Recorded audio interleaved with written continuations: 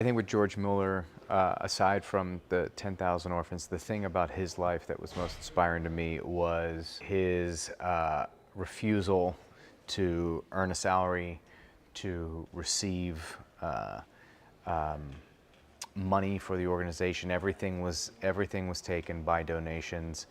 I have a friend who runs a missionary organization, and that is their motto: is that they're not allowed to solicit money.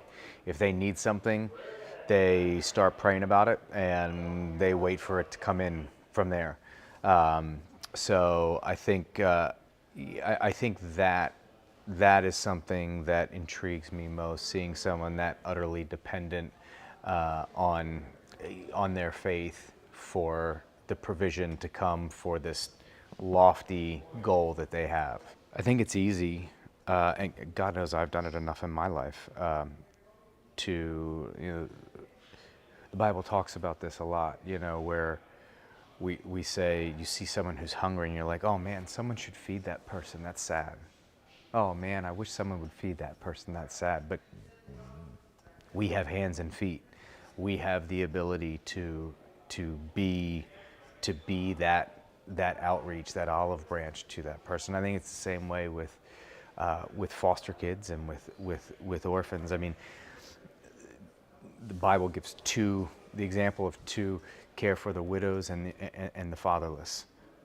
I mean, that's it, and there's lots of other things, but it calls those two things out. There's an importance there, and I think after people see this, not everyone is called or will be a foster parent or an adoptive parent, but we can all give in some way of our time, of our finances, or of our homes, and of our love to kids that don't have the upbringing that we may have had.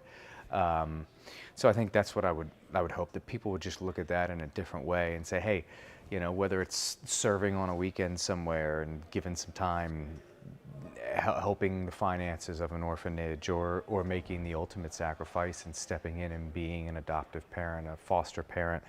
But we can all do something, and I think that's what I would love for people to walk away with. I don't know a family that's not broken. I mean, we all have anyone who's, if you've made it up into adulthood, you've come through a family that was imperfect. I'm imperfect. My wife is imperfect. I've repeatedly told my kid, I've apologized to my kids a million ways from Sunday for the harm that I'm going to do to them that I don't realize I'm doing to them along the way. But I think any of us that are human are going to make mistakes, and there's some more broken than others. The beauty of this story is that I think that it shows that a father and a mother, and this idea of chosen family and love in a home, there's plenty of parents out there that are not great parents, that don't act like parents. I think caring for a child, selflessness and sacrifice, giving all of yourself for a child is what makes a parent a parent.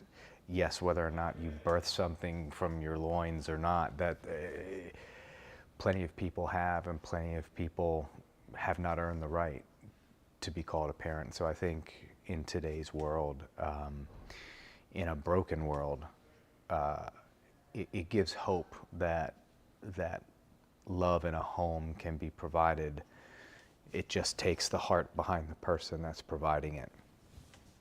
And I hope that someone watches this and feels that there's not a heavy hand in it, because I think that's God. I think what scares people away from God is this, honestly, their own shame, or their own feeling that they've got this vision of Him and that they can never measure up.